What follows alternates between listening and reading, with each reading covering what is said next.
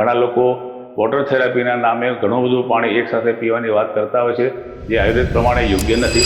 નમસ્તે મિત્રો, આજકાલ ઉનાળો એની ફૂલ સિઝનમાં છે, બરાબર આપણને હેરાન કરવાના મૂડમાં છે એવું લાગે છે અને અત્યાર સુધીમાં નથી પડી એટલી તીવ્ર ગરમી પડવાની સંભાવનાઓ હવામાન ખાતા તરફથી આવી રહી છે અને એ સમયે આપણને એવું લાગે છે કે આપણે એનાથી બચવા માટે પૂરતા પ્રયત્નો કરવા જોઈએ.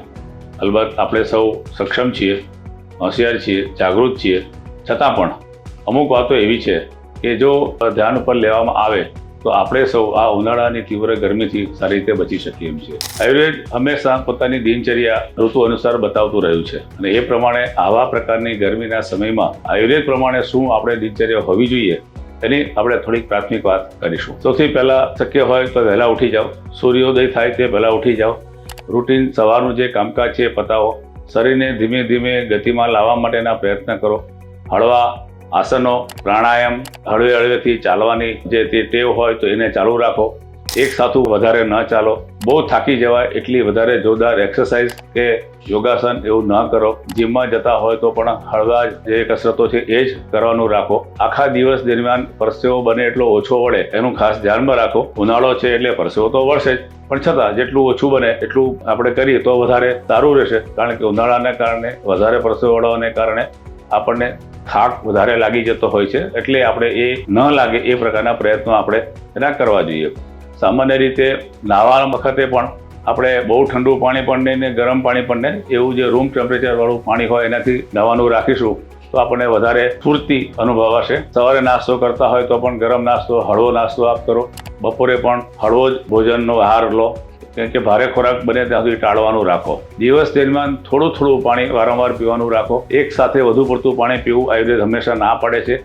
ઘણા લોકો વોટર થેરાપીના નામે ઘણું બધું પાણી એકસાથે પીવાની વાત કરતા હોય છે, જે આયુર્વેદ પ્રમાણે યોગ્ય નથી. એટલે થોડું થોડું પાણી વારંવાર પીવો. આખા દિવસ દરમિયાન ઓછામાં ઓછું 2 થી 3 લીટર જેટલું પાણી પીવાય. જરૂર પડે તો 3.5 લીટર સુધી પણ પી શકો, એ ખાસ રાખવું જોઈએ. ઘણા મિત્રો ઉનાળામાં એરેટેડ વોટર્સ કે એરેટેડ ડ્રિંક્સ જે બધા જે છે, પેપ્સી કે કોકાકોલા કે થમ્સઅપ એવા બધા પીવાનું બહુ આગ્રહ રાખતા હોય છે, પણ આ સમયમાં એ બધી વસ્તુઓથી દૂર રહેવું જોઈએ. શક્ય હોય ત્યાં સુધી તાજી શેરડીનો રસ, જે આજકાલ હવે તો ફ્રીજમાં મૂકેલી શેરડીનો રસ મળે છે, જેમાં બરફ વગર તમે શેરડીનો રસ પી શકો, નારિયેળનું પાણી પી શકો, ઘરે બનાવેલું લીંબુનું શરબત પી શકો, ગુલાબનું શરબત ઘરે બનાવ્યા હોય તો એ પ્રમાણે પી શકો. એવા બધા જે પીણા જે છે ઉનાળા માટે વધુ અનુકૂળ છે એવા પીવાનું વધારે રાખવું જોઈએ, જેથી ગરમીથી આપણે બચી શકીએ. આપણે ત્યાં ઘણી વખત કેરીનું આંબલવાણું જે કહેવાય એ પ્રકારના પીણા પીવાની પણ આપણે ત્યાં પદ્ધતિ રહેલી છે વર્ષોથી. એ જો આપણે ઘરે બનાવી શકતા હોય તો એને પણ થોડું થોડું પીવાનું રાખો. ઉપરાંત આખા દિવસ દરમિયાન તમારી પ્રવૃત્તિ એવી હોવી જોઈએ કે જે તમને થાક લાગવા ન દે, તો એને ખાસ ધ્યાનમાં રાખો. અલબત્ત પરસેવો વળે તો ચોક્કસ જરૂર પડે તો વધારે પાણી પણ પીવો, પણ બને એટલો ઓછો થાક લાગે એ પ્રકારની હળવી પદ્ધતિ આપણે જીવનમાં આખા રાખીએ. સાંજે પણ બને એટલા વહેલા